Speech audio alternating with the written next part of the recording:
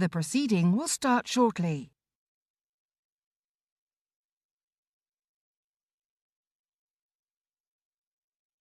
The proceeding will start shortly.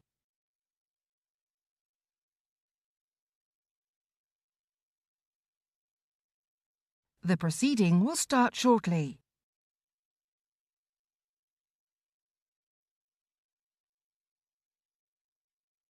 The proceeding will start shortly.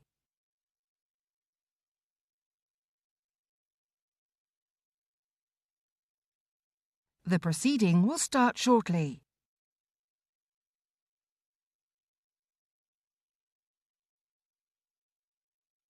The proceeding will start shortly.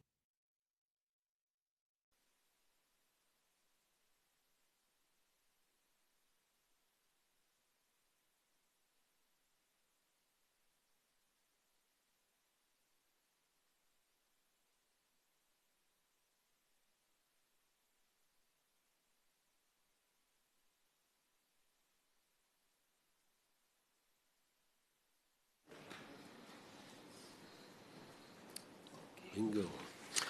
Order. Order.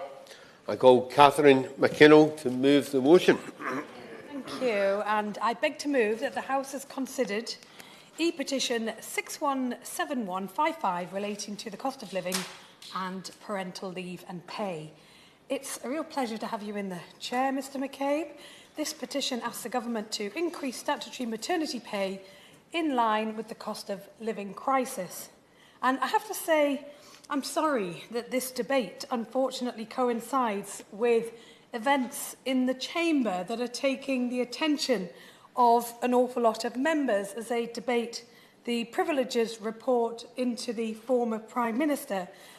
I do think the situation does rather highlight how such important matters that concern the people that we represent do not get the attention they need in this place or in government because of issues that are being debated today.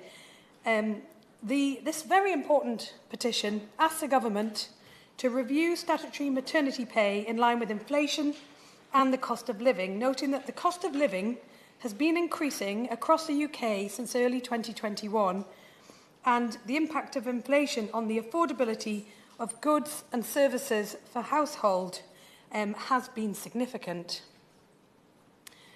Mr McCabe, raising a child is a gift, and I'm fortunate to know from experience the joy of being a parent, just as I also know the many challenges that parenthood can throw up too. However, I want to outline in my speech today, on behalf of the petitioners who brought this to our attention here in Parliament, that this gift of parenthood is being eclipsed for many by the mire of spreadsheets, cost-cutting and damaging health effects that the cost of living, which has shot up over the last year or so, is impacting. The petition's creator, Nicola Sheridan, who's here with us today, counts herself as very fortunate. She is a meticulously organised professional who made many plans in advance of having her baby, looking at the many costs and saving up for a safety net so that she could take a full year away with her son, Harry. But whilst following the news during her pregnancy, that first year of his life and hers, which she so carefully planned, was continuously thrown into doubt by soaring costs. Excitement was replaced by fear and anxiety. And I'm grateful to Nicola for sharing her experience of these spiralling costs that I know many parents are facing, because I've heard from them ahead of this debate. Nicola's experience is by far not unique, and I think the number of signatories to this petition would indicate there are many parents that have either experienced the same level of anxiety or certainly share the concerns. Charities and campaign groups have also been campaigning on this issue, and understandably so. And I'm very grateful to Pregnant Then Screwed, Maternity Action and the Institute of Health Visiting, who, when I met with them prior to this debate, impressed on me these stresses that parents are feeling, and I will expand on this in more detail as I go into my speech. Alison Woodhead and Catherine Slocum of Adoption UK shared the very distinct pressures that adoptive parents face, whilst Dr Alan Gregoire from the Maternal Mental Health Alliance set out really clearly the scientific case for early years investment. The Child Poverty Action Group stressed that inequality has worsened, and that is embedded by a lack of support for low-income parents. But from all the people I heard from, one message was resoundingly clear. Failure to adequately support new parents in the face of the worst cost of living crisis for generations will have a profoundly damaging consequences for parents and children, both in the short and the long term. The headline inflation figure remains stubbornly high at 8.7% from a peak of 11.1% last October, but the inflation is only half the story. It's been concentrated in the fundamentals that new parents rely on: heat, food and personal care goods. The spiralling cost of energy has been widely reported and has outsized food inflation, which rose 19.2% in April this year. Receiving less attention has been the startling rise in goods essential for looking after a newborn. Since March 2021, the cost of formula milk has risen by 24%, with the cheapest own brand option increasing by 45%. Last year, in the 12 weeks to the 19th of August, the price of Pampers rocketed up to 60%. Meanwhile, statutory maternity pay, statutory paternity pay and maternity allowance have risen by 10.4%. It's not hard to do the maths. There are two primary concerns with the way in which this uplift is calculated and administered. Firstly, the uplift only comes in once a year and it uses CPI from the 6 months before. And as a result, it's by design the money that new parents receive from the government will be out of step with what they actually need. Secondly, many feel that the financial support for new parents anyway is simply not enough. The current statutory rate for parents is £172.48. Compare that to the minimum weekly wage for an average 37.5-hour week, which comes in at £390.20. So when the added costs of a new child are considered, cots, prams, clothes, food, formula, many parents are left with big holes in their budgets. Indeed, the support for parents is not generous at the best of times. The UK has one of the least generous support programmes for new mothers among OECD countries, with only Ireland and the USA offering less. And a near unprecedented cost of living situation added into that state of affairs, and we're not far off from a crisis. I know it's easy to slip into a jumble of numbers when discussing the cost of living crisis, so I wanted to focus on the reality for parents, especially mothers, on the ground. And we know that women are still providing the majority of the childcare and significantly more than men. And when we talk about the impact of the cost of living on parents, we absolutely must include fathers in that too. But I think we have to focus on the stress and the strain of raising a baby, and that is often borne by mothers. So preparing for this debate, I spoke to a group of really inspiring and strong mothers from Newcastle, alongside the charity Children North East. The reality of modern motherhood that they painted was wrought with challenges. Stress was a recurrent theme, as mothers described the anxiety that this rampant inflation is causing them, and it's making budgeting almost impossible. Mothers dismissed the government's promise of free childcare as a myth, as cost pressures force nurseries to charge for nappies and food, and the numbers of hours and weeks that's covered by the government scheme do not match with working reality. I think for those mothers, labelling it as free feels rather like an insult.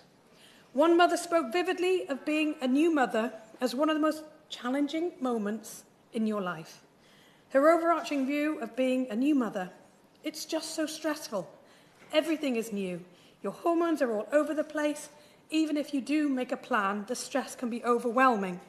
We're going to end up with a mental health crisis, and we're going to ask why. And that's even before she's factored in the struggles with budgeting.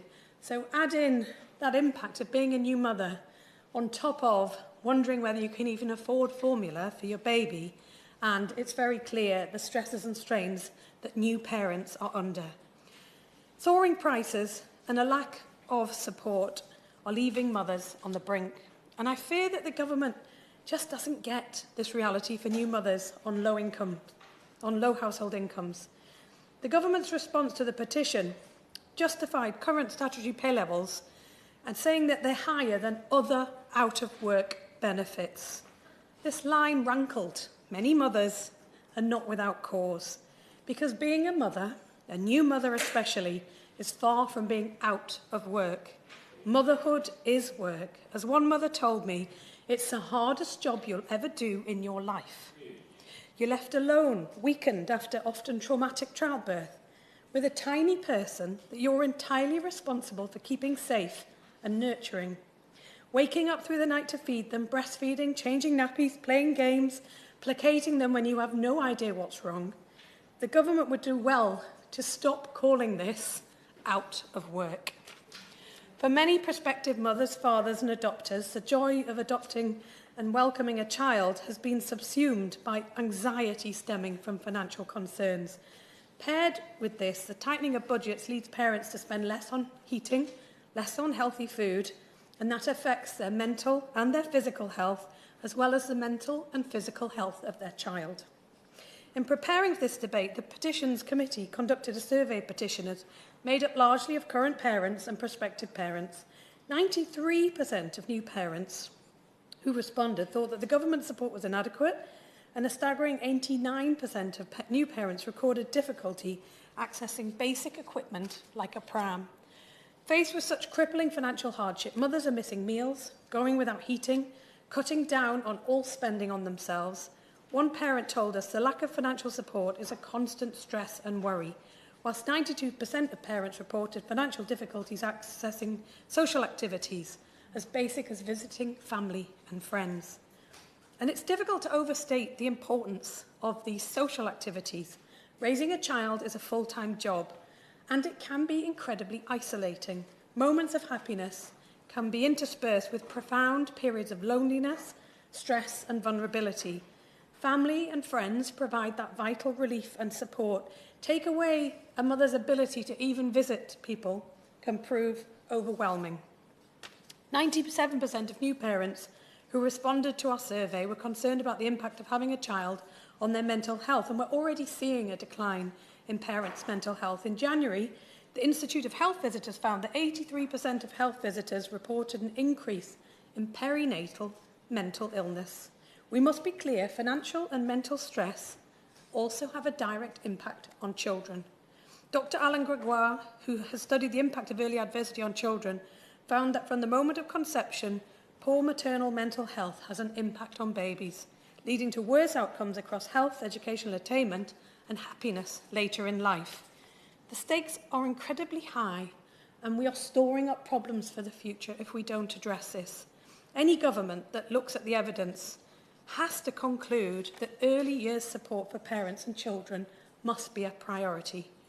And it'll be little surprise to members that the cost of living is having a disproportionately large impact on the poorest mothers and babies in our society.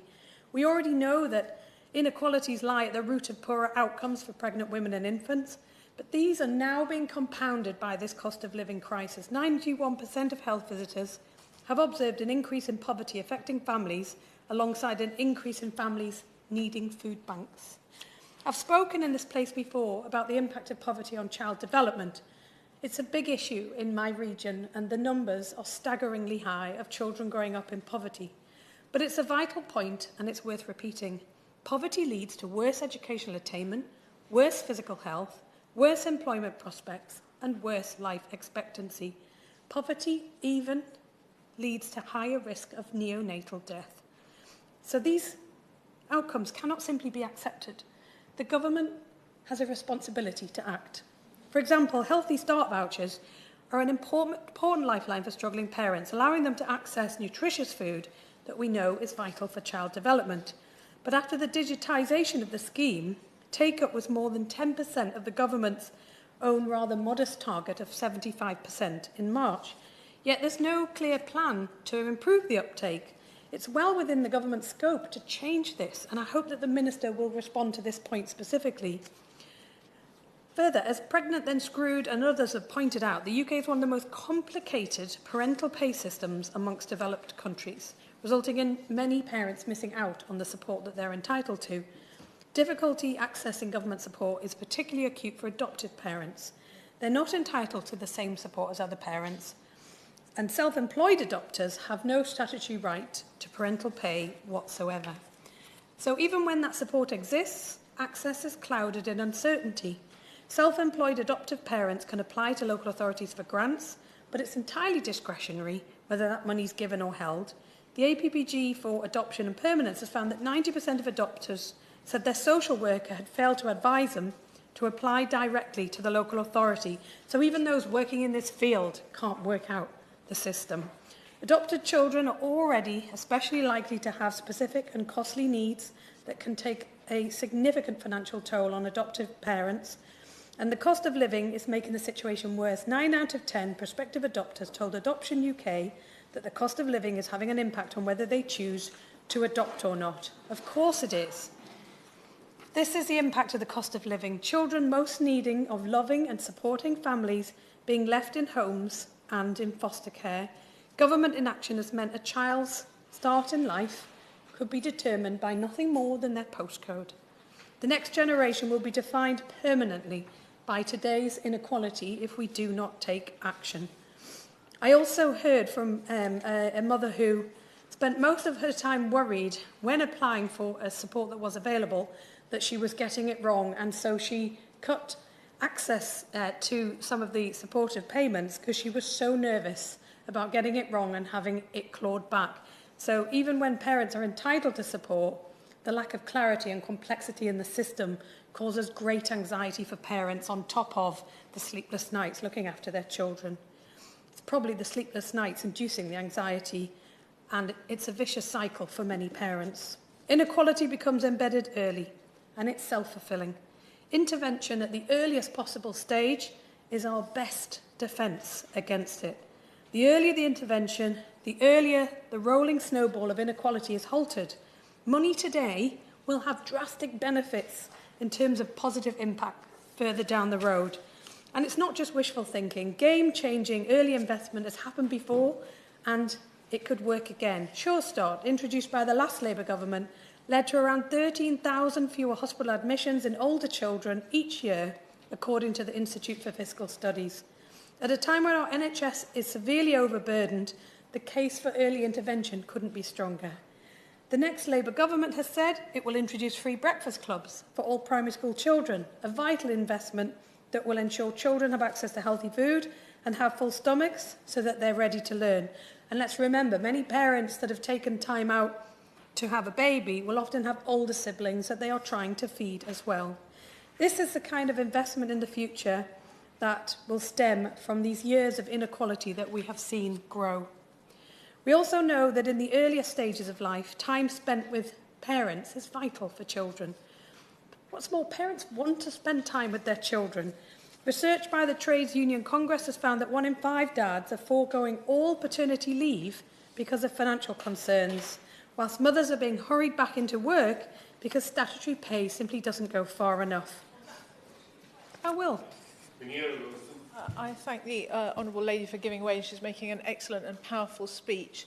On that final point that she just made, does she agree with me that with the statutory paternity and maternity pay levels so low, I think they're less than half the full-time pay at minimum wage, actually parents aren't being given any choice, and choice is so important. And as she says, the research shows that in those early days of a baby's life, having a parent at home, whether it's the mother or indeed the father, is critically important, and particularly given this cost of living crisis where people are struggling with mortgages and soaring food prices, they just can't afford to take the option of staying at home, and they're being forced back to work before they want to go back.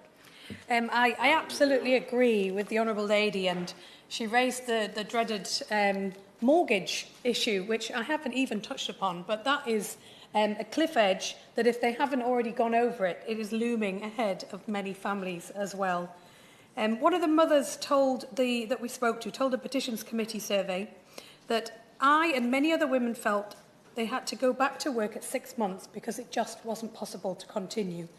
No mother should have to go back to work for any other reason that it's right for them and their family and it's right for them in their career. If they want to stay off for the full statutory entitlement, that should be their choice, as rightly pointed out by my honourable friend. Those first months with a newborn are irreplaceable. You never get that time back. Yet unsupported parents are being left with no choice. And I think that is a really key point here. Some mothers may want to go back much earlier, and that is their choice. The difficulty is for parents who want to stay off longer, often that choice is taken away by the reality of soaring prices and a real shortfall in support.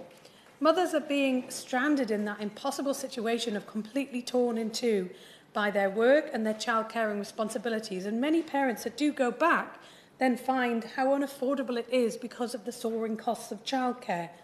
The motherhood penalty has for so long suppressed mothers' earnings power and independence, and for that short period of time where they have that small child at home, it can affect their earnings for the rest of their lives and the rest of their career.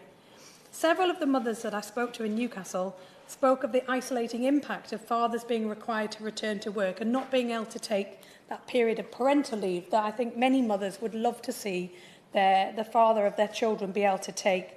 One mother even said, as a mum, you're left alone on your own after 2 weeks, and it is terrifying. I remember that feeling. Another described the claustrophobia of being left with her children day in, day out, without respite, saying, you see your husband go out the door to work and you just want to race out the door with him. Frightened and alone, new mothers are being let down. A broken childcare system, fathers feeling as if they're unable to leave, and the negative mental and physical health of impacts of raising a child are amplified by the cost of living, and it's confining women back into their homes. The gender inequality that we should have left in the distant past is creeping back into our lives. And it just feels on this point that the government is asleep at the wheel. I thank the Honourable Lady for giving way again. She's being very generous. Just on the point of fathers, I'm really passionate about this issue because we're seeing it in families up and down the country, including my own, where the father is taking the primary responsibility for looking after children. I'm really proud that it was the Liberal Democrats in government that introduced shared parental leave in 2015, but sadly the take-up has been far too low. So we need to build on that, improving pay, and I think we should be making all parental leave for mothers and fathers, whether they're employed or self-employed, a day one right. Does she agree with me, and does she agree that also paternity leave should be increased from the very short 2 weeks? It's about, on average, I think 10.4 weeks across advanced economies. So the Honourable Lady speaks very passionately about the impact that having availability of parental leave. I mean, I'm not here to make neither government policy nor Labour's front bench policy. I'll leave that to the two front benches that are here to speak on behalf of the main parties. But I can speak for the petitioners. And one who spoke to me said that increased paternity pay and leave would be the dream. It would have stopped it all being on me. And I think quite often the petitioners who have brought us all here today say it better than many of us could. The Petitions Committee has previously highlighted the further action that has to be taken to protect expectant and new parents from redundancy by making it illegal from the moment employers are notified to 6 months after maternity leave is over. And we're proud as a committee of some of the work we've done to see some of those changes in government. So I would like to put a few questions specifically to the Minister on issues that I've raised throughout my comments today, and I'm sure she's been scribbling notes already. But will the Minister commit to reviewing the way in which statutory maternity pay, statutory paternity pay and maternity allowance are calculated so that the pay better reflects the rate of actual inflation, so the money that parents are getting isn't diminishing before their eyes, because that seems to be the source of a huge amount of anxiety, which I'm sure the government should appreciate. What is the Minister doing to ensure every mother knows the support that they're entitled to? Too often, parents seem to lack the information necessary or be given incorrect information and miss out on vital support. Will the Minister consider equalising access to statutory parental pay for adoptive parents, including adoptive parents who are self-employed? And can the Minister account for why the take-up of Healthy Start vouchers continues to remain below the government targets? And what is the government doing to improve that? It is within their gift to do so. And finally, what recent assessment has the government made on the impact of maternity pay rates on the social outcomes of health for new mothers and babies? It's really important that we monitor what can be assessed, and outcomes for children can be very clearly assessed in those age 2 developmental assessments. And sadly, the indications are that these are getting worse, not better. And the petitioners today would certainly indicate that improving support for new parents would have a big impact on improving those outcomes in those age 2 development assessments. The current status quo doesn't need to be permanent. Yes, we're in a cost of living crisis, but we can change this, and we can change it for the youngest people in our society to make sure it doesn't have long-term negative consequences. But that takes a government to listen to the concerns raised by petitioners and to take action. It's a complex issue, and there are a multitude of stakeholders that will be engaged in this, but at its core is that profoundly important experience of raising a child. If our society allows having a child to become unaffordable, then quite simply, fewer and fewer parents will choose to have children. One new parent told us, having children in 2023 is no longer a choice you make with a partner, it's a calculation you make on a spreadsheet. This is a cold reality of modern parenting in the UK. Western societies are threatened existentially by ageing populations and falling birth rates, and that need to pay our pensions, yet our government is standing by whilst this car crash is happening in slow motion. The cost of living crisis shines a sharper light on a situation that was already becoming untenable. And to return to Nicola, the petition's creator, this is a broken system, and even the best prepared mothers feel they have no option but to create a petition to get the government to listen and do something. So rather than stable, financially secure homes, through no fault of their own, children today are being born into precarity, with parents burnt out by stress and isolated by incomes shrinking relative to inflation. So I urge the government to look seriously at what can be done for new parents, whether it's following up on the recommendations of the petitioners by linking statutory pay to the cost of living, by better expanding paternity leave, by making sure that more support is available for new parents in other ways. The one thing is absolutely clear from the plethora of evidence I've taken ahead of this debate today: doing nothing is not an option. The question is that this House has considered E-petition 617155 relating to the cost of living and parental leave and pay. As the mover said, it's unfortunate this debate has possibly been affected by events elsewhere, but nonetheless, we're blessed to have the omnipresent Jim Shannon, who I call now. Mr. Chairman, thank you. I'm going to lead the charge of the backbenchers all by myself. And I don't intend to speak too long. What I will do is do my customary 10 minutes or thereabouts. And first of all, can I just say what a joy it is to follow the Honourable Lady for Newcastle upon Tyne North. Obviously sets the scene incredibly well, Mr. Chairman, from a knowledge as a mother, first of all, which brings a real example for the debate, first of all, but on behalf of all the other mothers out there who have to make these decisions, quite difficult decisions. We've had a number of debates in the past, Mr. Chairman, debates where the Minister has been in position to respond. I know the Minister grasps these things very, very well, and I'm very, very hopeful that we can have those answers that the Honourable Lady is asking for, and myself and the front benches of the shadows will do likewise. Cost of living is difficult for so many people, but especially for young families. I am thankful that we have a form of maternity leave in this country as opposed to other devolved nations such as the United States, who are severely lagging behind. But the fact is that if we look at other nations, we can see that we are not so far forward after all. When Sandra, my wife, and I married in 1987, we both wanted children, and that was our decision. And a different age, by the way, let's be quite clear now. And I had my own business, so it meant that I was able to afford that, and made sure that, or ensured, along with Sandra's say so, that she would stay at home and rear the children. So when my 3 boys have grown up to be wonderful young men, I can't take any credit for that. My wife takes the credit for that. And there are 3 young men who have established, have their own wives, and they have 2 children each. So we're very, very blessed to have that.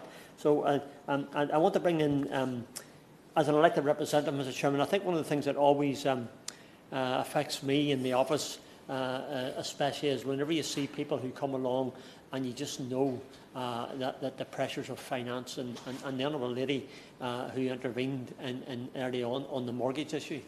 I watched the news last night, Mr. Chairman.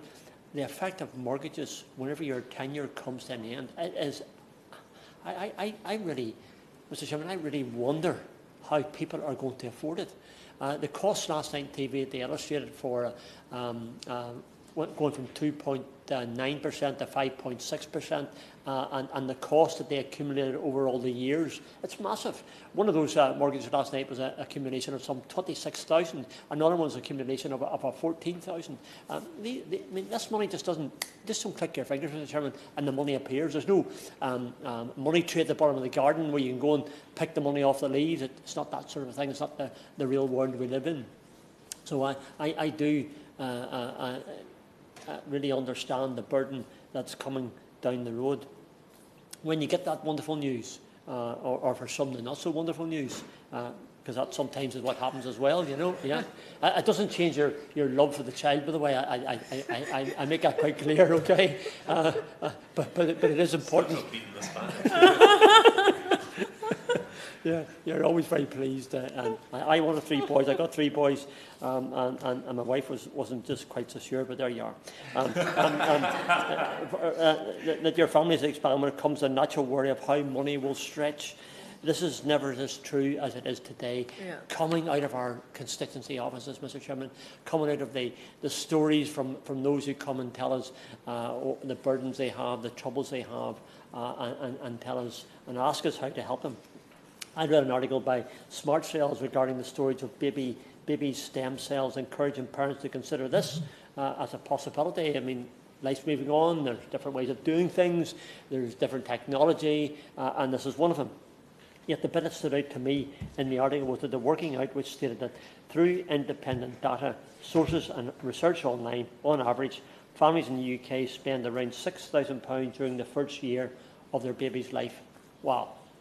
For some of the people who are going to be looking at new mortgages and new interest rates, that's the price of their mortgage, and therefore it becomes a big problem. This is for the mummy who is able to breastfeed, and many do, but for those who can't, you must add the cost of milk, sterilising equipment, bottles, etc., and other endless costs. So those are real burdens, or can become real burdens as well. I must say that the budget that has allowed £350 for a year's worth of clothing. My wife informs me, as a grandmother now, and we have 6 grandchildren. The last one was born in October, Ezra, 8 months old now he is. A real lovely wee boy, not because he's my grandchild, by the way, but he is a lovely wee boy, and we love him greatly. But I can understand that how my son Luke and Rachel have to find the money to look after Ezra when they already have wee Freya as well. So those are, they wanted 2 children. It's quite clear what the purpose was. But at the end of the day, there is a real burden that comes with that. I believe that I am someone who's in touch with the normal families in my constituency, and my sons are currently in the baby stage at present. And I know quite clearly from them, through my wife, Sandra tells me all the time, that the financial strain that they have. My oldest son, Jimmy, told me at the weekend there that he had to fix his car. It needed new brakes, it needed a new battery, it needed other work done to it. All of a sudden, Mr. Chairman, it was £600 out of a month's wage. Mortgage he has, mortgage has to be paid. The new rate will have to be paid, and that money has to be found. So that's where we are. For some, parents are able to step in, and the bank of Granny and Granda is something that's really important, and they'll help out and help with the purchase of a pram or a cot. But for many families, the strain is very obvious, and the matter of statutory parental leave must be addressed. I recall when Sandra and I were married and the first child arrived, that my mother had kept the cot and presented us with the cot way back in 1987. By the way, Mr. Chairman, it's the same cot that I was born and reared in. There's nothing ever thrown out in our house. So we got the benefit of that there overall, and we still have it as well, and we pass that on to the next generation.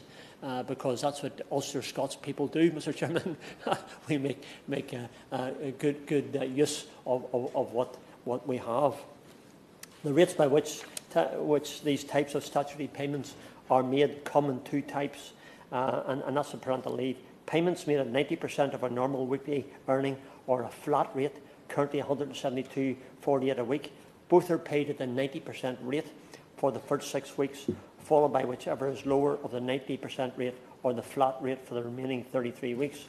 An entitlement of child benefit is then also made, and that will cover the cost of nappies and wipes for many children, never mind additional heating. And you can't have a cold house for a new baby. It just can't happen. It's not on. And there's so many things that you have to have for your baby, and we really must understand that. So those extra costs become real issues.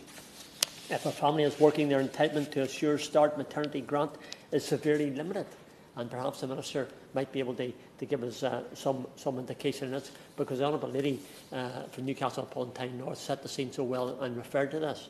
And government have not upped the earnings brackets in line with inflation, and yet again it appears that those who are hardest hit again are those on low incomes, and these are charges which must be made, and made soon. So, Minister, I suppose I'm going to ask for one thing specifically. That would be the ask. The ask is to make sure that government is able to respond, and hopefully in the response the Minister will be able to give us some encouragement and some help. For some women, the thought of returning to work after a year is difficult. For others, the ability to stay off for more than their 6 weeks at 90% is impossible. And it's clear that more must be done. Let me give a brief snapshot of some other countries. The Honourable Lady referred to it. Bulgaria offers new parents an incredible 410 days of paid leave. Bulgaria? Yeah. We should be matching Bulgaria. Bulgaria's maternity leave covers 90% of the employee's salary through Social Security. All the Scandinavian countries are equally generous when it comes to maternity leave, and Norway is no exception. Norway has a flexible option that allows new mothers to take up 59 weeks on maternity leave paid at an 80% pay rate, or 49 weeks at full pay. Again, I give these as examples, Mr. Chairman, because I think it illustrates what other countries are doing and where they see the need to help. The father chooses to take up to 10 weeks or no leave at all, depending on the wife's income. These are countries, Mr. Chairman, which seem to accept the importance of enabling family units to learn to be family units at the hardest times. When a crying child enters a home, we know that the cries are made, and we have to, as a parent, reach out to help. The pressure on mum and dad is incredible, and when the weight of finance today is added in, many families can't take the strain. It is my belief, Mr. Chairman, that we must seriously consider our obligations in this place and increase the maternity allowance and the statutory maternity payment for every person, not simply accepting that those who work in civil service or health trusts can take 6 months off, while the mummy in the local shop, who we see in our office every day, is back to work after 6 weeks, because necessity is the mover for that, even though that means... A lady on last night was saying that if her mortgage changes, she's already having pressures of childcare, and she has to take time off from her business but to give the childcare, which means that her income is reduced. There are so many equations in this thing, so we really do need fairness. And I support the calls of my colleagues in this place today that the change must be a priority for government. One of the things that was in the paper last week, Mr. Chairman, was a tax relief for those who have larger mortgages. And I'm just wondering, Mr. Chairman, and maybe not been the issue directly for the Minister here today, but Minister, I think if we're going to do something practical, honest, physically helpful for those people. And let's do that. Let's have a tax relief for the extra mortgage costs that come through, because if we do that, then we take the pressure off, and we make sure that people can retain their houses, can retain their homes that they've already invested so much money into, and at the same time have their family. I conclude with this, Mr. Chairman. I want to support families. Government is clear that family is a priority. Minister said that before in debates in this House. I know others have said that. Well, if that is true, Mr. Chairman, and not simply words, then we need to do better. Maternity pay is one such way of doing better by our families, along with childcare help and an increase to the child benefit threshold, that we can and must make the immediate changes. I look to the Minister today to make those necessary steps. I'm very pleased to be part of this, very pleased to represent my constituents who have asked me to bring forward this. When this debate, and I noticed it was on about a fortnight ago or thereabouts, I'd already committed myself to come into this here to make that case. I'm indebted, we're all indebted to the Honourable Lady for setting the scene, and I look very much forward to what my friend and Shadow Minister will do as well. I know that we're all off the same hymn sheet, saying the same thing, and we all look to the Minister for a very, very positive response. Thank you. Thank you. I call SNP spokesman David Linden. Thank you very much, Mr McCabe. It's a great pleasure to see you in the chair for this afternoon's debate, and as my honourable friend from Strangford has done, I pay tribute to the Honourable Lady, the member for Newcastle upon Tyne North, for opening the debate, and also welcome Ms Sheridan to the gallery and thank her for triggering this petition. I thought it would be helpful just to pick up actually where my honourable friend, the member for Strangford, left off. I too have actually a great deal of sympathy for the proposal that would introduce some sort of salary sacrifice scheme for mortgages. The reality is that I think 2.6 million fixed-rate mortgages are due to expire before the end of the year. Unfortunately, in my case, my mortgage fixed rate expired in October last year, and so my mortgage has actually doubled in the course of the last year. Now, I, as a Member of Parliament, can obviously absorb that cost to a certain extent, but as my honourable friend from Strangford has outlined, for far too many families, that will simply not be the case. And it's perhaps no surprise that we end up in a situation where mothers, for example, are facing the indignity of having to ask for formula to be taken from behind the counter because there's a fear that it could be shoplifted. Now, the Honourable Lady in setting the scene is absolutely spot on that the cost of living crisis has been certainly my party's #1 priority, and we've been doing everything in our power to support our constituents throughout this incredibly difficult time. And it's because I've seen the impact of that crisis on my own constituents day in, day out, that I wanted to take part in this debate today. And I've seen the frankly devastating consequences of my constituents being unable to afford their weekly food shop and struggling to pay their energy bills. That is an irony that is not lost on people who live on an island that is energy rich. And whilst it is clear that this pervasive crisis is impacting everyone, it is without doubt the parents of young families that are feeling the belt tightening perhaps the very worst. However, I would caution colleagues that this is not necessarily a new issue. The government in Westminster, sadly, have a very long and torrid history of penalising young and single-parent households in particular. Now, my party, the SNP, has been consistent in urging the British Government to improve parental leave and pay. I certainly, upon arriving here in 2017, spent the first few years of my time in Parliament using just about every parliamentary mechanism possible to push the government to introduce legislation that would give additional leave and pay to parents like myself who had premature or sick babies, in addition to the maternity and paternity leave and pay that they're entitled to. And whenever I leave this place, whenever that may be, it will still be the proudest moment of my time as an MP that my colleague and friend, the Honourable Member for Cumbernauld, Kilsyth and Kirkintilloch East, chose to take on this cause for his private member's bill, which I'm pleased received royal assent last month. In short, it means that parents of premature and sick babies, as we had with Isaac and Jessica, will never again have to go through that terrible time. And so I pay tribute to all who joined that long and hard-fought campaign. Now, That will change the lives of thousands of families and will undoubtedly make life that little bit easier for parents who are already experiencing a difficult time. But it is worth noting that, yes, we've come so far, but we have so much further to go, and it's worth certainly noting that another colleague and friend of mine, the Honourable Lady Member for Lanark and Hamilton East, has campaigned tirelessly for paid leave for anyone who has suffered a miscarriage.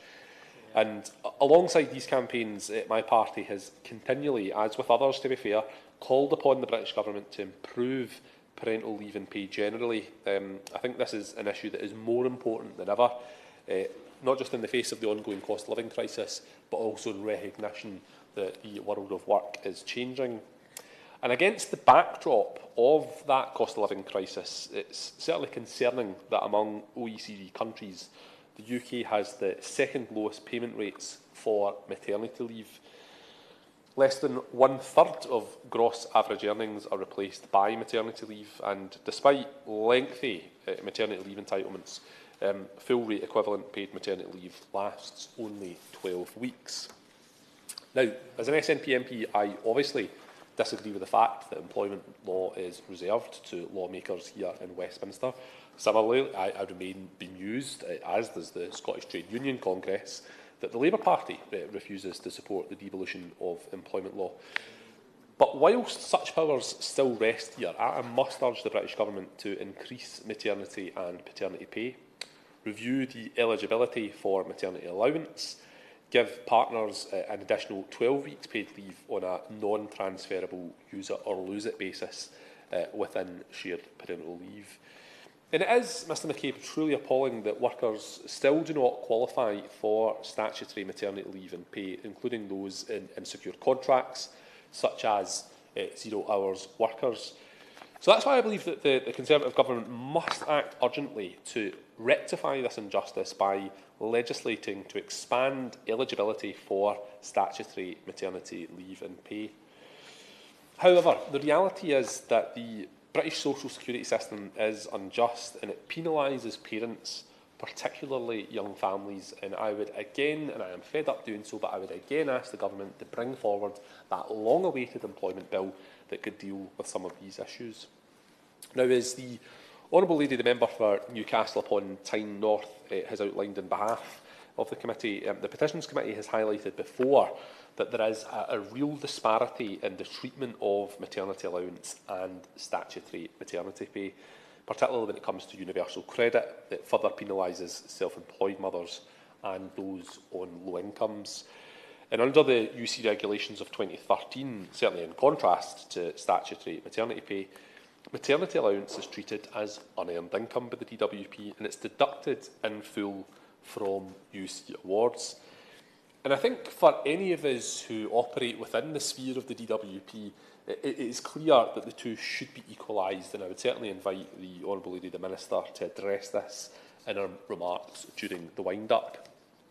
But in addition to that, I think that the Government must end the young parent penalty in universal credit, which denies single parents under 25 years old the same level of social security as those above that age, pushing those impacted into poverty. And I would pay tribute to One Parent Families Scotland, who campaign relentlessly on the young parent penalty.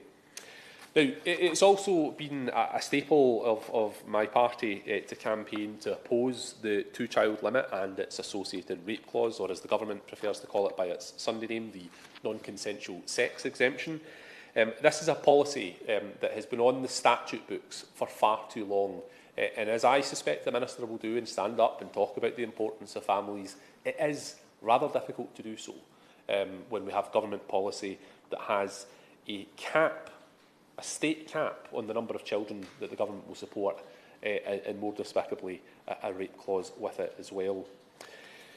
But these individual policies are all part of a larger picture, Mr McCabe, of the social security system that penalises the very poorest and the most vulnerable. And I know that as a committed member of the Work and Pension Select Committee like myself, you too see this every Wednesday morning when we take evidence, the evidence that is overwhelming that we need greater support.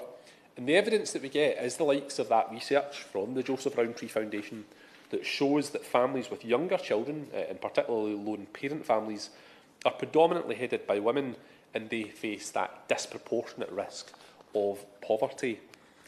But Mr McCabe, it's clear that under the Tories the current social security system is inadequate, and it is now at the stage where it is frankly falling apart at a time when people need it most. The SNP have long called for the British Government to fix these fundamental flaws.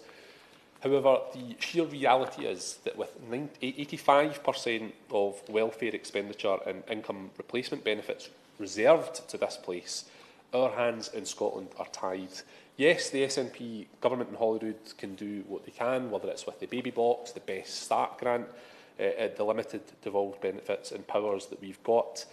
But the reality is that the vast majority of welfare decision-making remains in the hands of a Tory government that we did not vote for, and indeed one we have not voted for since 1955. Now, to name just a few policies, the Fair Work policy promotes fairer work practices across the labour market. The baby box ensures that every child begins life with the essential items. The Scottish child payment, not confined to just 2 children, by the way, is now £25 per week and has been described as game-changing by charities. Free childcare is provided to all 3- and 4-year-olds and eligible 2-year-olds, saving eligible families £5,000 per child per year, and I declare an interest as somebody who is a recipient of that. Now, the SNP is committed to social security being an investment in people, and it is part of the Scottish Government's national mission to tackle child poverty, levels of which are still far, far too high. Now, as such, in April, all Scottish benefits were uprated in line with inflation by 10.1% at a cost of around £438 million. And in addition to that, £5.2 billion was also invested in benefits expenditure in the budget 23-24, supporting over 1 million people. Now, I could go on listing the policies that the Scottish Government have taken to support low-income families and to tackle child poverty, from the £50 million commitment to the Tackling Child Poverty Fund, providing £69.7 million for employability support for parents through the No One Left Behind approach, to providing £50 million for the whole family wellbeing programme, and a further £30 million for the Keep the Promise to care experienced children and young people.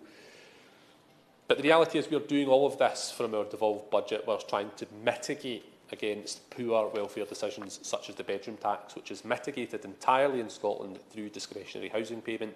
But I would always remind people back home that what we spend on nullifying the bedroom tax is money that we cannot spend, for example, on health or education. That is just the stark reality. But in conclusion, Mr McCabe, my party is committed to alleviating poverty and ensuring that people live in a fair and a just society. Yet, on the other hand, the Conservatives here in London are intent on deepening inequalities and cementing poverty and hardship across communities in Scotland where they have no democratic mandate.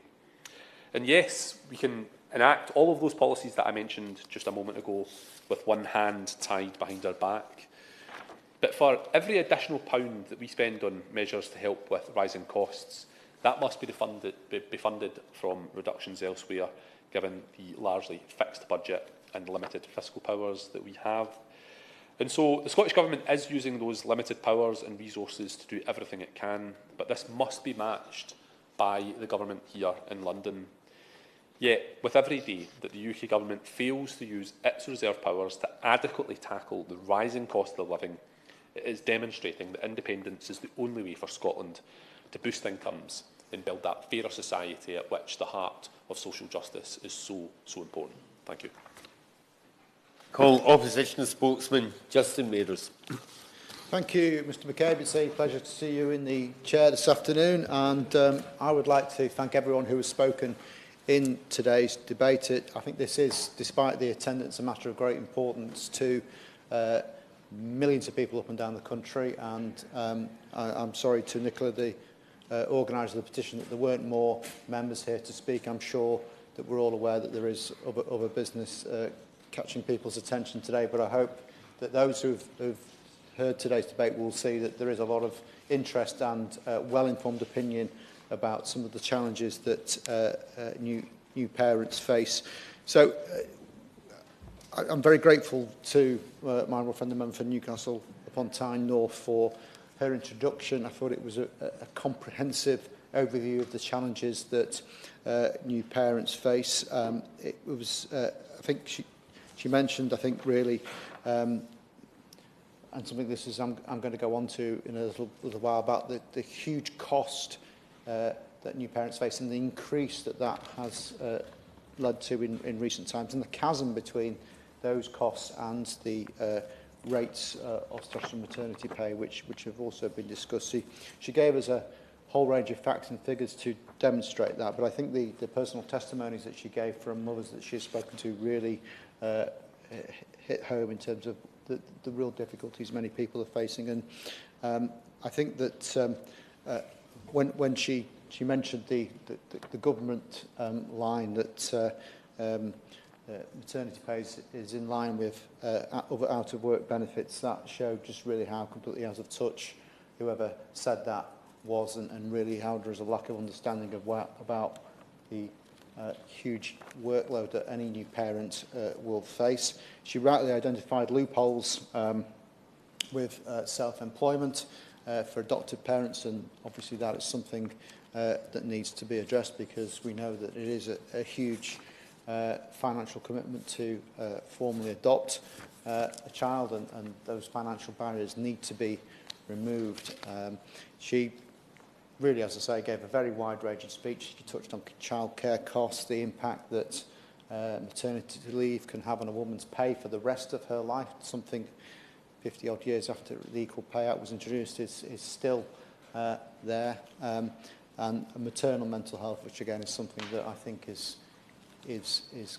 grossly underlooked at times. And her conclusion that having a child is a calculation that you make on a spreadsheet really hit home. You know, just I think all parents make, well, when they're planning a family, they all look at that. But I think, you know, when you look at the costs that every household faces now, huge increases in housing costs, which has been touched on. You might have student loan repayments. You've got an increased tax burden, pension contributions that might need to be made, childcare costs. You can see how, for many, the sums just don't add up, and how that is really bringing home just what a challenge this is. It was a pleasure, as always, to hear from the Honourable Member for Strangford. It would not be a Westminster Hall debate without a contribution from him, and like him, I have 3 boys. I wonder how similar they are. It'd be interesting to compare notes at some point, but he made some very valuable points about the cost, in particular, of raising a family. £6,000 in the first year was, you know, it probably feels like more actually for many, but you know how quickly a baby grows out of their clothes in that first year, all the setup costs that you've got to face.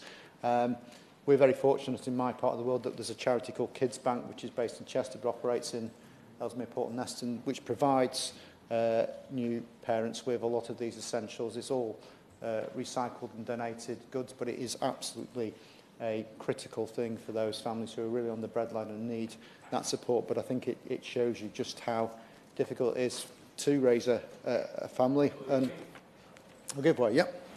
David Linden.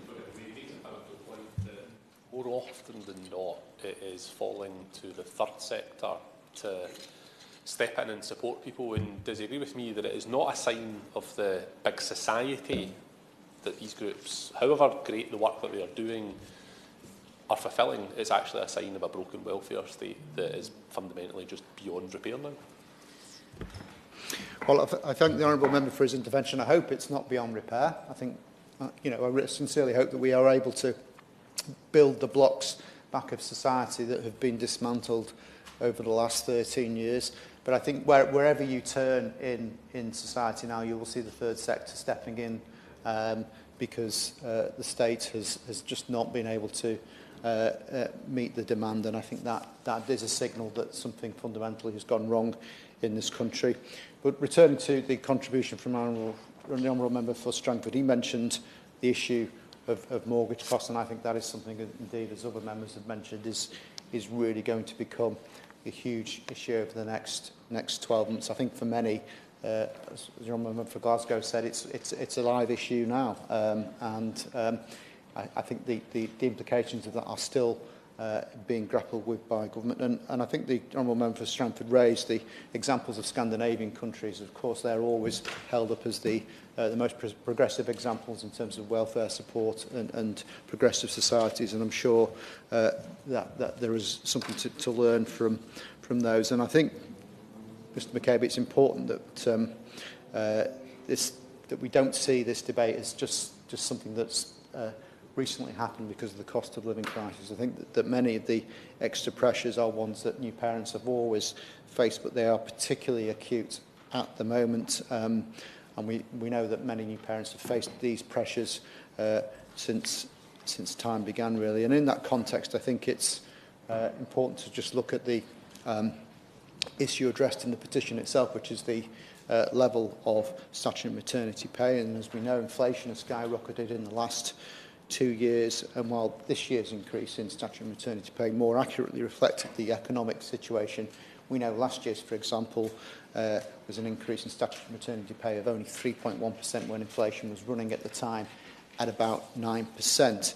But the particular impact of these individual figures do not, I think, capture the full picture, as my honourable friend, the member for Newcastle-upon-Tyne North, mentioned. Inflationary increases in the essentials for parents have been particularly acute, and she traded some figures about some of those costs. I've got a few of my own, which we can pick whichever ones we want, but it shows far beyond the actual headline rate of inflation for new parents. One from the Mirror showed the increase in costs of 38% in a year. Another from The Guardian found that the cheapest baby formula had gone up 22% in a year. First Steps Nutrition Trust showed the cheapest brands had gone up by 45% in the past 2 years, and other brands have gone up between 17% and 31%. There's a whole range of percentages there, which I think show us that this is an issue going way beyond the headline rate of inflation which statutory maternity pay is based upon. And as the recent Sky News report highlighted, theft of formula milk is becoming more prevalent. And I think, is there anything that symbolises more the current crisis in our country of images of formula baby milk stacked on supermarket shelves with security tags around them? I think that really is something that should send us a very clear message about what kind of country and crisis that we are facing. And as my honourable friend mentioned, we know how important it is for children to have that healthy start in life, and how those formative years can shape the ones that follow. And I do worry that some of the issues that we are talking about now, the fallout of them will be with us for many years to come. But on a more positive note, I would like to take this opportunity to pay tribute to all the charities and volunteers that do their bit to ensure that everyone has access to food and support when they need it. I think, as the Honourable Member for Glasgow said, that isn't something that we should accept as the norm. That should be not the substitute as a safety net for the state, but I think it is sadly where we are at the moment. And in my constituency, we have a number of great groups who help out in this way. West Cheshire Food Bank, the Whitby Cupboard, and the People's Pantry on Stanley Grange. And I recall visiting the latter fairly recently and being told by them just how much demand there was for formula milk, and how important it was for them to get donations of that. I think that really shows you just how much that has got out of the reach of many people. And of course, it's not just about formula milk, it's about the general increase in essentials. Food inflation just under 20% at the moment. Gas and electricity inflation reaching 129% and 67% at various points in the year. And as we've already discussed, mortgage rates shooting up for many people, resulting in instant requests for hundreds of pounds a month extra that people simply don't have. But of course, looking at inflation in years in isolation doesn't tell us the full story. If we go back to 2012, the basic rate of statutory maternity pay equated to 62.5% of a 35-hour week on the national minimum wage.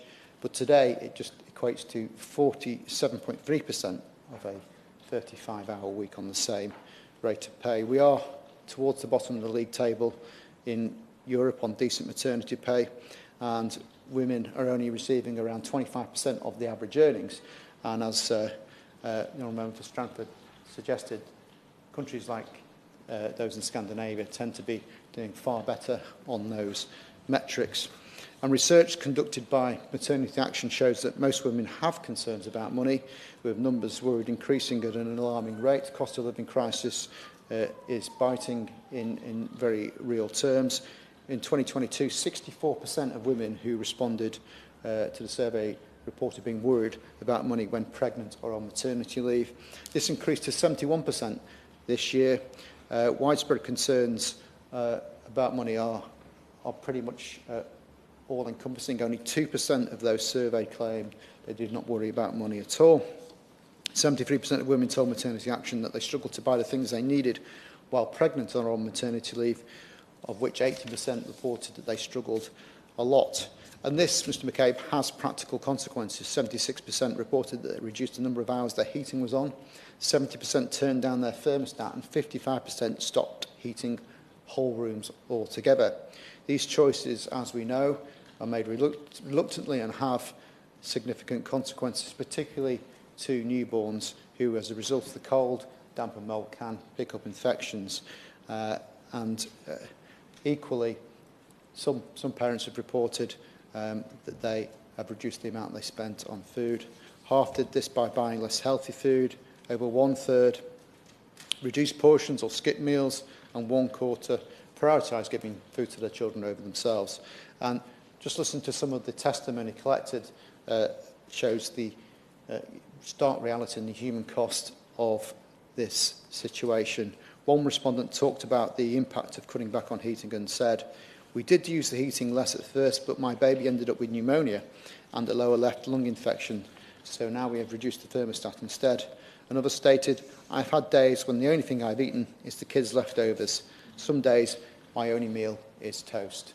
Now, we know how hard it is to be a parent at the best of times, but being forced to make those kind of decisions can only add to the burden. So financial insecurity is one huge aspect of motherhood, but job insecurity is another aspect. Research has consistently found massive discrimination at work due to pregnancy. The Equality and Human Rights Commission estimated that in 2015 around 54,000 new mothers may be forced out of their job in some way due to their pregnancy. Similar findings were replicated by the group Pregnant and Screwed in 2020, which was actually based on a larger sample. And in between those surveys, the Taylor Review also reported that at least 1 in 10 employers, perhaps as many as 1 in 5, were not willing to support pregnant women and new mothers, as well as 1/3 believing that women should have to disclose family plans at an interview and be at the company for at least a year before being able to have children. Such views, Mr McCabe, really belong in the dark ages. So what has been the government's response to these shocking revelations? Despite being a manifesto commitment and being in the 2019 Queen's speech, expanding protections to pregnant workers and new mothers has not happened until this parliamentary session. 3 times in 3 previous sessions, private members' bills were left to flounder with none receiving a second reading, but thanks to the tireless campaigning and work by my honourable and gallant friend, the member for Barnsley Central, legislation has now received royal assent, and it's clear that the Protection from Redundancy, Pregnancy and Family Leave Act has the potential to better protect pregnant workers and new mothers, although the Act only gives enabling powers to the Secretary of State to pass new regulations and doesn't of itself introduce new protections. Although the bill's only had royal assent recently, we see no sign of those regulations.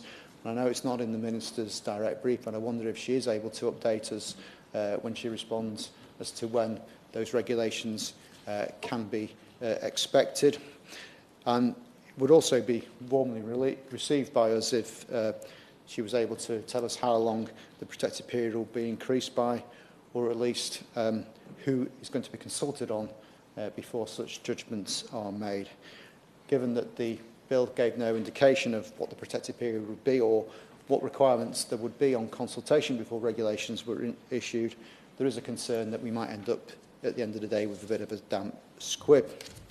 And of course, extending a period of protection is only as good as the protection in the first place. And as we've heard, tens of thousands of women face discrimination under the existing law. Something like a single enforcement body might help actually address this. And again, this was something that was being promised in that same Queen's speech. But since the employment bill has not surfaced, it seems that we have little hope of seeing that body before the next general election. And I'll turn briefly, Mr McCabe, onto the issue of shared parental leave, which a couple of members have referred to, because it's clear that it's not working and it needs to be urgently reviewed. The Women's Budget Group, an independent organisation that monitors the effect of government policies on men and women, has called the scheme complicated and said that because leave was shared, the onus on taking parental leave still often fell on the woman because men tended to earn more and therefore were less likely to want to sacrifice their salary as part of the arrangement. Ros Bragg, the Director of Maternity Action, said shared parental leave was brought in 7 years ago now and it's clear that it's not working. Take-up is woeful.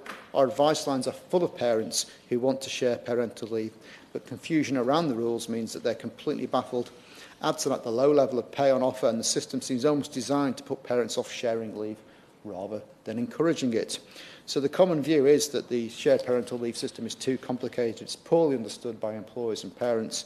There are low rates of pay and the fact that not all workers qualify, including agency workers, those on zero-hours contracts and the self-employed, mean that it does need an urgent review. A government consultation on high-level options for reforming family-related leave and pay, including a right to neonatal leave and pay for parents with premature or sick babies, and proposals to encourage transparency about flexible working and parental leave policies, was launched by the government in July 2019, but the government has still not published its full response to that consultation. It has addressed some of the proposals, but not all of them. We are still waiting for the rest of it.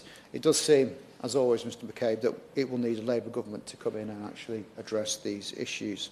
And we will eliminate the restricted time limits attached to statutory maternity pay, making it a day-one right. This will allow women to take control of their family planning. No longer will they be forced to plan one of the most important life decisions around the needs of their employer.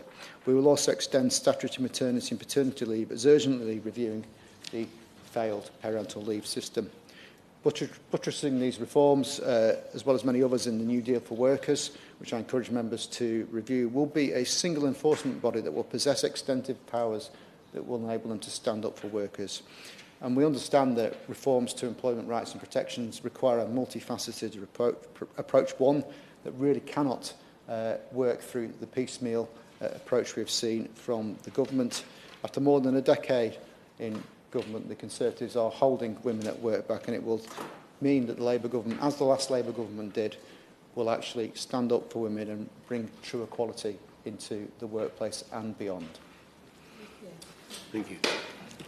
I call the Minister, Mims Davies. Thank you, Mr Chairman, and it's a pleasure to indeed serve under your chairmanship, Mr McCabe, this afternoon. And I would like to also thank honourable members for joining us this afternoon, and the honourable member for Newcastle upon Tyne North, in particular for introducing today's debate so thoughtfully. Being a parent, as we've heard this afternoon, is an incredibly important and rewarding job. It is one that comes with a unique set of challenges, from recovering from birth, as we've heard this afternoon, with a newborn, to balancing employment and care, and in my particular own life, being a sandwich carer. So I absolutely understand the challenges. And if I may, Mr McCabe, just while I have the floor, just pay tribute to local firefighters who are battling a fire in Burgess Hill, my constituency, just this afternoon, with members of the public being sent home and asked to be vigilant after another one yesterday in Sharpthorne. So if I may indulge, thank you very much. I just wanted to reflect as an 18-year-old coming into my house very shortly, and another teen, and as a single mum and a women returner. I really do get it, and I hope that some of my remarks today will absolutely reflect that. And I'll also be very clear that I can't answer all of the issues because they're not all in my remit, but I will undertake to write and share what I can and bring other departments to account. And of course, last week was Loneliness Week, and I think we've all as parents felt incredibly lonely and isolated. And as a single parent, it can be overwhelming and incredibly difficult. It can be hard work, of course, and the pressures are not new, but the pressures are definitely very challenging right now. But overall, it is a wondrous, joyous slog. Let's all be honest about that. And of course, we reflect just after Father's Day that actually the boost for general gender equality, for equal parent support is absolutely vital. And I thank Nicola for being here today and all the groups and charities that support parents through this precious and, as we all recall, challenging times if ours are a little bit older. And in fact, speaking of baby boxes, a slightly different one, I do remember my mum and dad gave me a sort of war chest, and they'd been struggling with long-term illness and not having a huge amount of money, but it was a labour of love and a many trips to Poundland, and it really made a difference. So we know that everything when you start off really makes a difference when you're feeling that pressure and that big change of your life, particularly when it's your first child, and of course added with the high inflation, Mr McCabe, and the challenges to the cost of living, the global pressures, you with that precious little bundle, it's very difficult. And that's why it is important that in April this year we did indeed increase the rate of all statutory paternal payments by 10.1% in line with the CPI, and we will continue to take decisive action to help households, and I'll outline some more of those shortly. Now, as you'll know, it is always our firm belief that the best way to help people to improve their financial circumstances throughout their life is, of course, through work. But as the Honourable Lady opposite said, only when the time is right. And it's absolutely important that there is choice in this matter. And I strongly agree with the point she made. So, of course, we need to be ambitious for parents to be able to progress in work. And it can't only be people that don't have children that are able to progress in work. So we need to get it right. And we also need to be able to support children to have parents to be there when they feel the need and where they must be there and want to be there. And that's equally as valuable.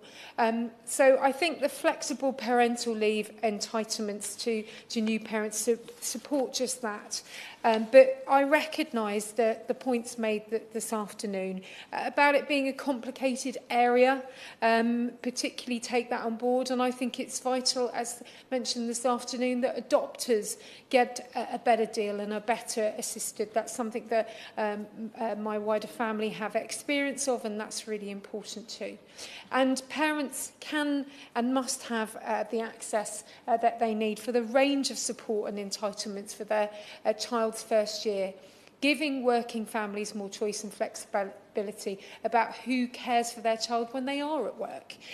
So our statutory maternity leave entitlement, I think it's rightly generous, but I hear this afternoon not enough, and if only I had the magic wand this afternoon. So we do offer the 52 weeks of maternity leave, of which 39 are paid through that statutory maternity pay, and of course for self-employed women, and I've been one of those as well and known that insecurity, so I very much understand that, who are not eligible for statutory maternity pay. It's of course maternity allowance that is available.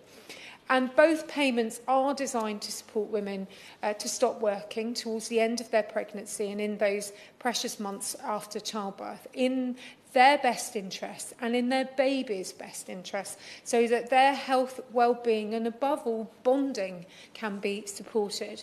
And as mentioned today, and I fully recognise that opportunity that fathers can and must play, that crucial time in that child's first year. And I think this is, as I said, a real chance to boost gender equality and support parents. And I'll come on to that with some wider points later in my remarks, if I may. Statutory paternity leave and pay arrangements do enable employed fathers, Mr McCabe, and partners who meet the qualifying conditions to take up to 2 weeks of paid leave within those first 8 weeks following the birth of a child, or indeed a placement for adoption. And of course, we know that qualifying parents can share up to 50 weeks of leave and up to 37 weeks of pay. And shared parental leave challenges, rightly, as we heard from the Honourable Lady opposite, I think she was from Twickenham, if I've got it right, that's right, enables the opportunity for mothers who wish to return to work to do so, and rightly enabling fathers and partners to be that primary carer if those parents so wish. And we want more men to confidently take the helm, and employers can really help with that and understand that dads want and need to be there, and they want to be there at key moments. And it's not just the nativity or the parents' evening. And in fact, I'm the guilty party. I'm never there for the parents' evening. Or it's sort of flipped around in my world these days. But the reality is, if men can confidently be there, then perhaps we can, as the honourable members opposite have spoken about, get the scheme, which started in 2015, to really boost in terms of take-up. Now, we are seeing between 2 and 8% of eligible couples taking part. That's what we forecasted. And now the actual take-up is broadly in line. It is increasing each year, but I don't think fast enough. And I think that's the challenge to us all in terms of how we make this something that people really feel that they can take part in. And now, in order to do that, Mr McCabe, the shared parental leave tool online is accessible for parents to check their eligibility and plan their leave together.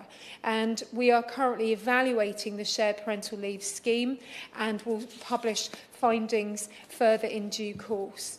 And I think there's been a clear message today on the rates. The rate of all statutory parental parents' payments are reviewed annually, and as mentioned, generally in line with CPI. And this government has and will spend around £276 billion in 23-24 through welfare support in Great Britain. And I'll come on to some further support for those who may be listening this afternoon who perhaps haven't reached out for some additional help. And I understand the Honourable Lady's opposite point about the slightly indelicate link about out-of-work benefits and the support that we give to parents. And indeed, I note her comments on that, and I think I pretty much agree with her on it. So I will take that away in terms of how we talk about supporting people when they're out of work, or indeed how we support them when they're in the special position, let's be honest, of pregnant working women just coming up to that point where they want to do what's next is right for them, and those new mothers. Now, the government does spend approximately £3 billion on maternity payments. And I think there is a balance to strike, both in language here as well, and also about how we balance any changes to those rates of SMP. I think there's a balance about how you take account of economic circumstances, the affordability to taxpayers, but also understanding that we need to speak to stakeholders. Some of them have been mentioned this afternoon, and businesses. So, I think this needs to be a holistic effort. I think the honourable gentleman opposite gave a list of future plans that he may have. But in reality, we do want to make sure that those asks, both of the petitioners who've challenged us this afternoon and those sectors and businesses, make sure that we take people on any change journey, if that was the case. And I think we've talked about planning and saving and spreadsheets where needed. I was briefly, it feels like, married to an accountant, so I felt like I was living in a world of spreadsheets. But it's what we all have to do, and it is a challenge, isn't it? Particularly when you don't know what you don't know when it comes to parenting and the impact it's going to make on your back pocket. And I do think, though, that employers can do more. It was mentioned today, the work of the civil service. We've got a very tight labour market. If you've got a talented, skilled, brilliant woman who is either adopting or becoming a mum in whatever way, whether it's for the first time or growing that family, I think employers really need to think forward about job design and making it work for those women to return. And I mentioned earlier that I'm a single mum, but actually when I came to this place, I was a woman returner. And actually many of us are, and many mums, due to various reasons, have been locked out of the labour market for far too long and have an incredible ability and talent there. So, employers have a chance to look at job design. In fact, in my own constituency, Mr McCabe, Boeing have created a part-time role, a deliberate part-time role, not a role where you squeeze full-time into part-time, an actual role where you add value and do it in a way that works around your circumstances. And I think the labour market, if you have more people doing more, everyone will be doing better. So let's all challenge ourselves to that one. I want to try and answer some questions. They've given me an extremely long speech, so I'm going to try not to repeat things that many people will know and just try and answer some of the questions. In regard to the way that things are calculated, to the equal access for adoptive parents, I think hopefully I've covered that. I agree with the point around the Healthy Start needing a boost in regard to take-up, and I will take that away to work with colleagues. In regard of the point the Honourable Lady opposite meant in terms of outcomes and monitoring, I think it's a fair point, and of course note that. The Honourable Gentleman, my friend from Strangford, talked about tax relief, and it was reiterated by the Honourable Gentleman from the front bench from the SNP. I'm not in the Treasury, and I'm delighted about that every day until ever I get the call up, because absolutely that's a headache that I'll pass for as long as possible. And I say that very, very gently. Did I say that actually out loud? I did. But the point, it is a matter for them, and I do note that, and I'm sure they'll be listening to the fact that I'll leave them to get on with that one. In regard to the point of the Scotland Act, I'm delighted that the Honourable Gentleman from the SNP from Glasgow East is absolutely acting and using those powers. I'm delighted about that. And I note his under 25s point as well. That's not my policy area, but he knows I have a strong interest in youth policy and also in the single parents area, and that I have undertake to understand and take away. Just for those listening and engaging regarding concern around mortgages, I did say this in the Chamber this afternoon, and I reiterate, if you are worried, please engage with your mortgage lender. There is support for mortgage interest out there. We've abolished the zero earnings rule to allow claimants on UC to receive support while in working on UC, and support is now available after 3 months. So please do engage with your lender, and we've paid 25 million to 12,000 households in 21-22, and we'll continue to extend that support in mortgage support for mortgage interest rates. So please do engage with that and use the benefits calculator on .gov.uk if you are concerned at all. There is help for households there, and links to the Household Support Fund, which I'll come on to shortly. The Honourable Member for Glasgow East raised a concern also in regard to miscarriage leave. Now, miscarriage is a deeply challenging, personal, devastating experience for many women and partners and families. And, as we've got better in this place of talking about things much more, it's still, I think, too unspoken and too difficult to, quite often in the workplace, it's something a friend of mine recently spoke to me about. And the government believes that those individuals are best placed to know their own specific needs, and that good employers, rightly, will respond to requests made to their employees in a sensitive way. I feel the Honourable Gentleman is getting up, so please do. I'm very grateful to the Minister for giving way, and I do not intend to make this a party political point. And I think genuinely, in knowing the Minister very well, that there is a willingness to try and fix this particular issue. It is not something that should be hard.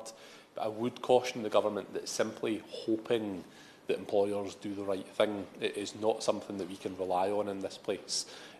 You're right, the Minister is absolutely right. The vast majority of employers out there, if an employee went to them and said, I have had a miscarriage, can I have some time off, they would do it. But the reason that we legislate in this place is to make sure that the few are looked after. And it's for that reason that I think it's really important that the Government looks again and doesn't just leave this to the market, but steps in and does what the state does best. Yeah, I thank the honourable gentleman for his point, and I understand the points he makes. It's not an area that I'm in charge of, but I'm sure those will be listening. And of course, if a woman is unfortunately in the situation where she has had a miscarriage, there is protections that extend 2 weeks after the end of that pregnancy, and that is protected by the Equality Act of 2010. But I understand the point about before 24 weeks, and this is a difficult one, and I think that's why Nicola and others bringing this to the House, making us focus on all of the issues, is absolutely the right thing to do. And I can nearly get myself in trouble enough this afternoon without creating any more policy on the floor of the House. So I shall refrain from that one. And I do appreciate the honourable gentleman's point in regard to the two-child policy. I know we disagree on this point in terms of families on benefits facing the same financial challenges and choices, I suppose, when it comes to growing their family as those who are solely supported through work. So it's important that child benefit continues to be paid for all children in those eligible families. But I do think it is right that we continue with that policy where appropriate. And of course, he mentioned those particular exemptions. Again, I note the point about it being a challenging area. In terms of the support around childcare, and it was raised opposite, that balance of childcare, returning to work and the right support for parents. And the government's already put in more than £20 billion in the last 5 years to support families with the cost of childcare, and thousands of parents have benefited from government childcare support. And changes are coming, and we announced, of course, in the budget that by 27-28 we will provide £4.1 billion to expand the current free childcare offer to eligible working parents of children aged 9 to 36 months. And I recognise this government-funded free childcare to the recipient, needs design, and it was mentioned to a degree in the Chamber this afternoon. But we are expecting to be spending more than £8 billion a year on that funding and early education. And this, indeed, Mr McCabe, represents the biggest single investment in childcare in England ever. I'm just going to quickly cover neonatal pay and pregnancy discrimination, because I think there are two areas that I'd like to cover, and then try to conclude, because I'm very mindful that I've spoken for some time. We are aware that more needs to be done to support parents whose children have gone into neonatal care, and I think many of us in this House know of people, indeed personally, who've been impacted by this. And again, this is where this House has come into its own in terms of talking about that and the impact on families. In March 2020, following a government consultation on the issue, we committed to introducing a new entitlement of neonatal leave and pay. Now, the Act will introduce an entitlement up to 12 weeks of paid leave for parents who have a child who's admitted to neonatal care. This entitlement will support new parents during the most stressful days of their lives and ensure that they can be there for their youngster. Now, the Act received received royal assent on the 24th of May this year, and we anticipate the entitlement will become available to parents in April 2025. So I hope that helps members. Yes, of course. To the Minister for giving me on that point. It was originally my bill, so I'm kind of familiar with this.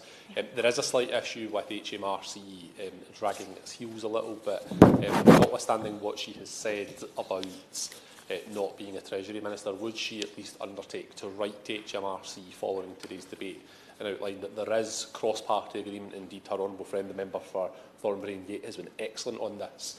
That there is cross-party agreement. The £15 million is committed in the budget line, but there is no need for us to have to wait that long because of this lag in HMRC guidance. Mr McCabe, I understand the point the honourable gentleman is making, and I know it's a deeply personal bill for him, and he's going to be strident in his ask. So I understand that, and I'll take the ask away as he wishes me to. In terms of pregnancy and maternity discrimination protections, ensuring that parents, Ms McCabe, have the leave and the flexibility they need during this period. It's really important they are protected against discrimination and do not suffer any detriment for taking this leave. And that's why we're rightly extending pregnancy and maternity protection for those returning from periods of eligible parental leave. And the Protection from Redundancy, Pregnancy and Family Leave Act 2023 will enable redundancy protections to apply from the point an employee told their employer that they were pregnant and 6 months after returning from maternity, adoption or shared parental leave. This provision will protect individuals from redundancy and support mothers to remain rightly in the workforce. And of course, we know that support needs to go way beyond the first year of life, so it's important that there are further entitlements for others, and time off for dependents is something that's important as well, and I'll update the House on further on that. In regard to flexible working, I think it's important for me to just cover this.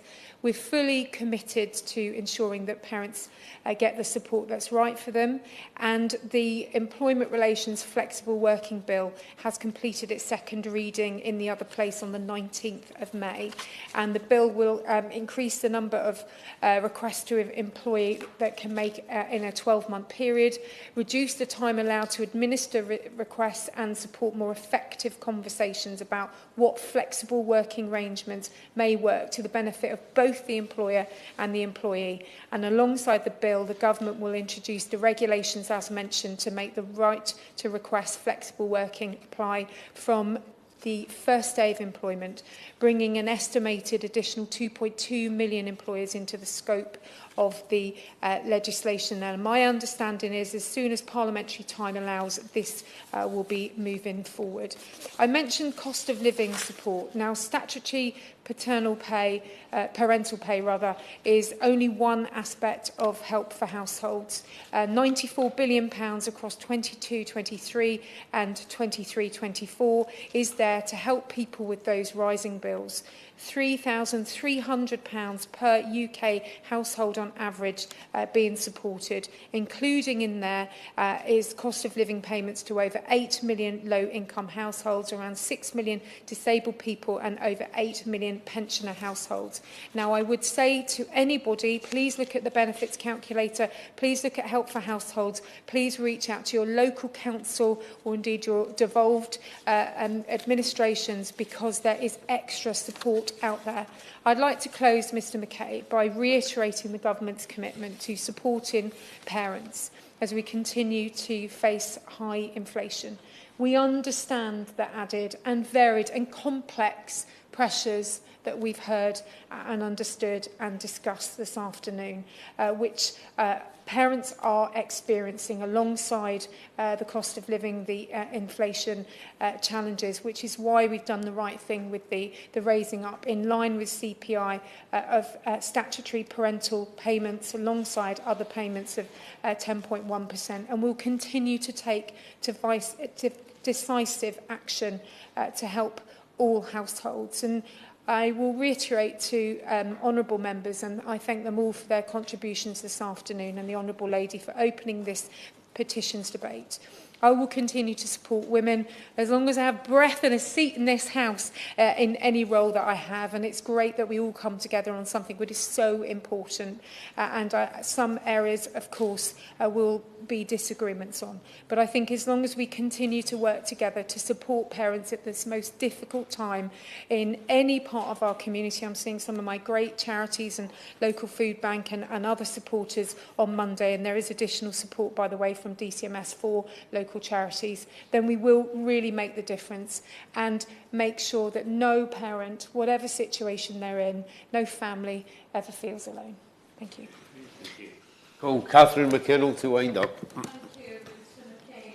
Thank you, Minister, for that response, which covered in quite some detail many of the issues that have been raised. And I also thank honourable members for their contributions today, the honourable member for Strangford and the shadow frontbench spokesperson from the SNP and from Labour. And I have to say, though, the government's response on broader help for households during this cost of living crisis is clearly welcome. But I do worry that speaking in such general terms does somewhat neglect the very specific challenges that parents are facing at the moment. And I mean, I could go back to all the statistics that we've looked at on the impact of cost of living on parents and on the challenges around the government support, which I know the Minister mentioned the headline figures, but the reality for parents that we're hearing doesn't match up to the big numbers that the government quote in terms of their experience of how anxious they are and how much they are struggling. But I actually want to focus my closing remarks on those mothers and fathers whose struggles have made this debate necessary today, because it is society's duty to look after our next generation, to protect them, to nourish them. And as parliamentarians, and particularly in government, there is a huge role to be played in supporting families to do just that. And mothers are crippled by stress. There are rocketing prices, and that isolation that people experience in society today, the way it is formed, that just doesn't have the support available to deal with the level of crisis that is this very acute period at the moment. And I know we've had a lot of talk about parental leave and really pushing on that paternity leave, and clearly it comes down to money. For an awful lot of families, they can't afford the dad to take parental leave as well as the mum. And I know the government and the Minister spoke quite powerfully about that, and I really hope that we see the government taking steps. But also there's the absence in many localities of short start centres that used to provide some of that support for mothers that feel very isolated. And I know we're finally seeing the rebirth, to some extent, of Sure Start through the children's hubs, which are very welcome, but there's been that gap, and there's still a real gap in between. And so many mothers are carrying that burden on their own, and that's been the case for some time, but they're now carrying it also with the crushing anxiety about the rising prices. And I don't know about you, but every time I go to the shops, I'm shocked by the amount that the products that I buy on a weekly basis go up on a week by week. So from that isolation, we see worsening maternal mental health, and the statistics show that this is already with us. And so that economic disenfranchisement, that deeply entrenched inequality, and the impact on children of that deepening maternal mental health challenge is already becoming evident. One of the mums who spoke to me referred to the soaring costs as always in my head, constantly, every day, every time, trying to work out what to make for dinner, what they can buy from the shops.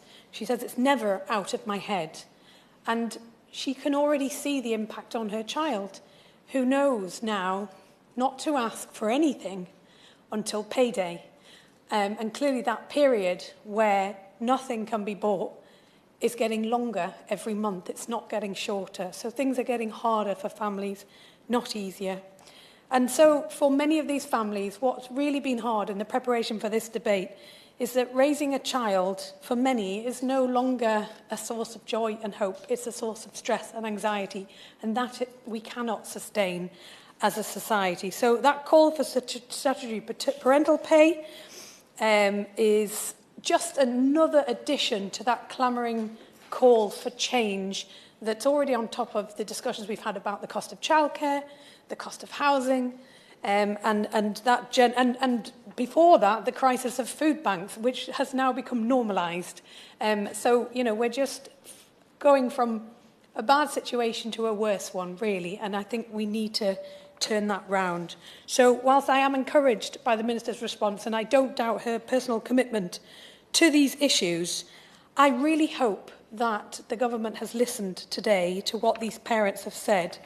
But my final word goes to our petition creator, Nicola Sheridan, who, amongst all of the preparations during pregnancy and childbirth, has done the heroic thing of starting a petition and bringing this issue to the House to be discussed and debated, and so that those voices of those parents that are struggling are heard. And I know, and I hope she doesn't mind me saying so, that she did this because she knows she's the fortunate one, and there are many who are not in as fortunate position as she is.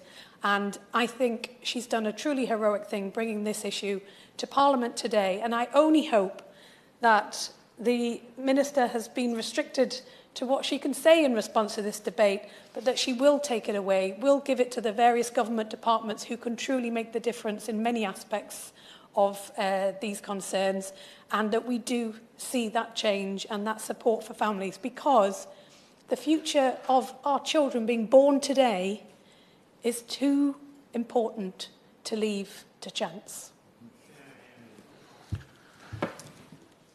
The question is that this House has considered E-petition 617155 relating to the cost of living and parental leave and pay. As many as are of that opinion say aye. Aye. Of the contrary, no. I think the ayes have it. Order, order. The sitting stands adjourned.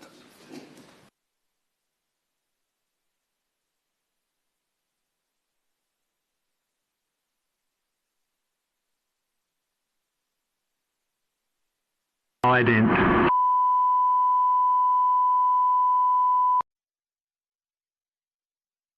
The proceeding has ended.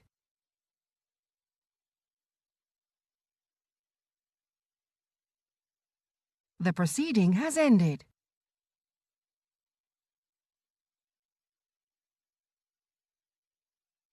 The proceeding has ended.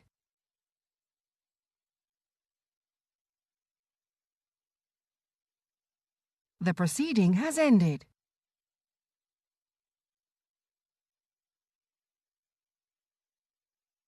The proceeding has ended.